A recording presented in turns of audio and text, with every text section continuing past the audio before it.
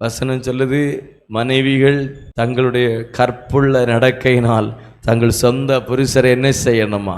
ஆதாயப்படுத்தணும். நடக்கையினால் ஆதாயப்படுத்தணும். நம்முடைய ஜீவிதம் நம்முடைய வீட்டாரை ஆதாயப்படுத்தும். நம்முடைய பிரசங்கம் அல்ல, நம்முடைய வாழ்க்கை நம்முடைய வீட்டாரை ஆதாயப்படுத்தும், நம்முடைய பிள்ளைகளை ஆதாயப்படுத்தும். நம்முடைய நடவடிக்கைகளை கண்டு பிள்ளைகள் வரும், கணவன் வருவார். நம்முடைய நடக்கைகளை நம்முடைய வீட்டார் கவனிக்காங்களா இல்லையா?